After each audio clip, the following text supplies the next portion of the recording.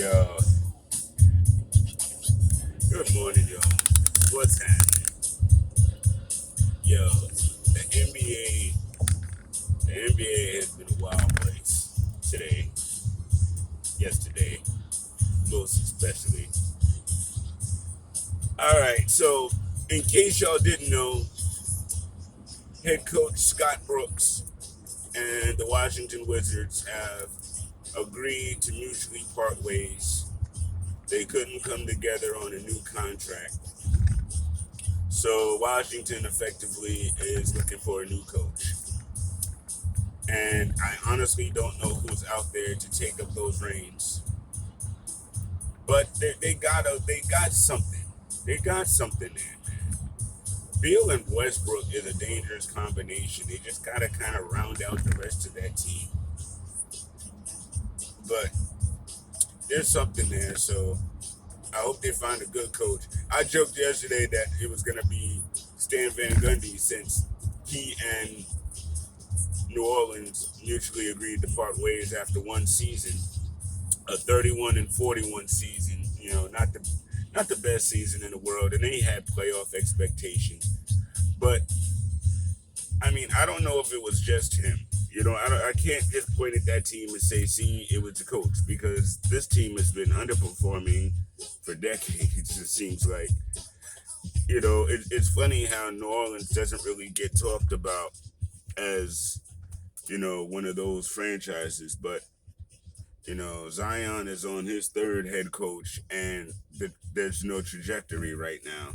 And I saw somebody have remarked that, you know, RJ was on his third coach too.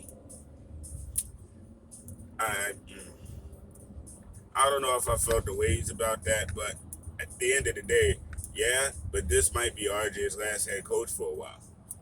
I don't know if we could say the same about New Orleans. So, you know, comments is comments and all that, but right about now, Zion ain't worried about, what RJ's doing. He's worried about, who's going to be coaching that team. I mean, you got Brandon Ingram there, who is he's another mini beast, man. They got a squad. It's a young squad for the most part, though. And I guess folk really just at the end of the day aren't sure what they what to do with all that. I don't know. I don't know. New Orleans is an odd team.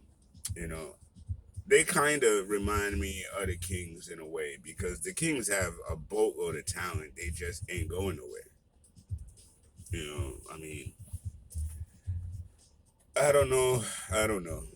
I know Luke Walton shouldn't be a head coach in the NBA. I know. Let me stop. But yeah, so we've got two coaching vacancies with two teams that have promise. I've heard Becky Hammond's name. I've heard Jacques Vaughn's name. Uh, I've heard Jason Kidd to what is it? The Magic, Orlando Magic, and I found that interesting that he didn't want to interview for Portland, but he's gonna interview for the Magic. Where I guess somewhere along the line between the Portland job opening up and the Magic job opening up, somebody whispered that probably Frank Vogel was not going to lose his job this season, so now he might as well go ahead and search. So I guess that's what that is. Other than that, I'm like, why would you? No disrespect to either franchise, but I kind of would rather want to coach Dame at this point. But that's just me. There was some injury news. Chris Paul is out on COVID protocols. They say he was vaccinated. So I'm actually thinking it's probably a false positive test. And when they go back and look again on Saturday, hopefully they'll discover that and then he'll be good to go to play. But, and this is just a quick vax tip. The vaccination does not prevent you from getting COVID-19. It prevents the symptoms from getting severe. That's what it's really for. You know what I mean? So if he did contract it, that sucks. It really, really does. But number one, it won't impact his health as greatly as it would if he was not vaccinated. And hopefully it'll run its course and then be done. But that does jack him up for the Western Conference Finals. But it doesn't necessarily jack him up if they win in the finals and they move on. It doesn't. He'll be able to play in the NBA Finals. So it's not like it's a season killer or anything like that. Unlike what we're hearing out of Los Angeles as far as Kawhi Leonard is concerned, his sprain has been upgraded, or at least the fear is that he's torn an ACL now, and that'll not only wrap him for the rest of this year, but for most of next year as well. And if that's the case, man, that's just really damn tough, man. That sucks. I mean, just like honestly, Jamal Murray being injured and out for the Nuggets kind of sealed their deal. I know the Clippers won last night, but this kind of might very well seal their deal too. You know, it's tough though, man. Injuries are really, really tough, especially when they happen in the playoffs. Speaking of what is happening in the playoffs, the implosion that is the Philadelphia 76ers is the most mind-boggling and befuddling thing I've seen. I mean, how are you up 2 games in a row on a team by darn near 20 or over 20 and still lose? I mean, this is crazy. This is their lack of finishing is is phenomenal. It's just wow. How do you not finish a game, an important game, twice in a row? Quite honestly, Atlanta should be fishing right now. They won that first game. They should not have won any of the others.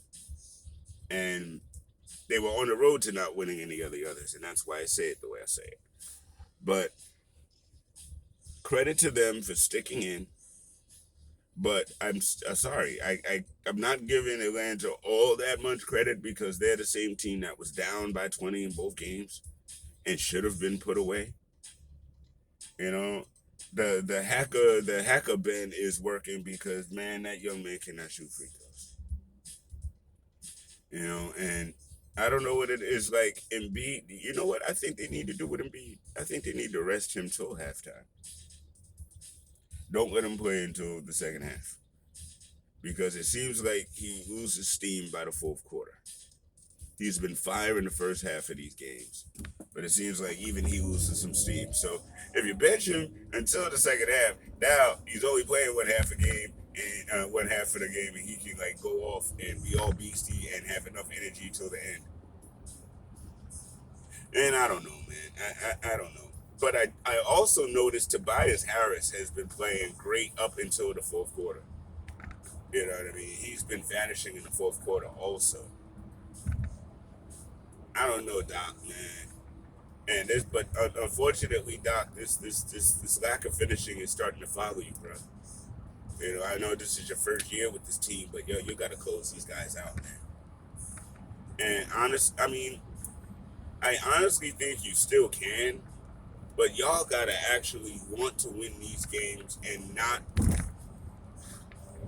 get rattled. I've seen 76ers get rattled when Atlanta makes his push at the end of these games.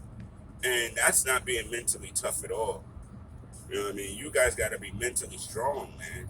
You know these young bucks are going to come after you. You know that. You're the number one seed. You're the top dog. But I mean, jumping out to these leads tells me y'all got more firepower than they do. You can get them out of their game, but sure enough, they can get you out of yours. I don't really know what to think of that, but all I know is Atlanta is still alive because Philly can't close. But I tell you what, it's been a fun ride so far, man. It really has. It's been very unpredictable. The Clippers are up 3-2 to Utah. They beat them 119-111 last night, even without Kawhi, which it speaks to Tyronn Lue coaching, and it speaks to the team stepping up. But we just got to see if that's sustainable without Kawhi now. So best of luck to them. Best of luck to everybody that's still in the playoffs, to be honest. You know what I mean? I don't have a dog in this race, but I'm not rooting against anybody. It's just good basketball.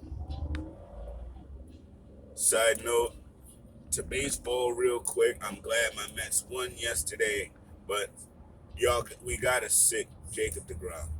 We got to sit him. His body is telling on him right now. A couple of weeks ago it was the waist. Then the other day it was the elbow. Thankfully, there's nothing there. And yesterday it was a shoulder. His body is tired and he needs to rest because we don't want his body to break down. That's not what we want. So let the man rest. I don't care if you give him 2 weeks off, man. Let him skip some starts. Listen, we'll take the L's of those games. Listen, because end of the day, we're gonna need him for the long stretch. So I'd rather lose a few games right now and get him healthy than to keep throwing him out there and then he break down and we don't have him at all for the rest of the season. That I don't want. Big shouts to all the graduating classes of 2021 and to the future graduating class of 2025. Big shouts. Graduations are amazing things. And Uncle Coach Fa and Daddy Coach Fa is living his best life in the Coach Fa family universe. So just big shouts to my son and my nieces. You know what I mean? Your future is bright. Keep shining. I love y'all. Alright? This is me and Coach Fa. Once again, it's on. It's a Thursday morning. It is what it is. I'll talk to y'all later.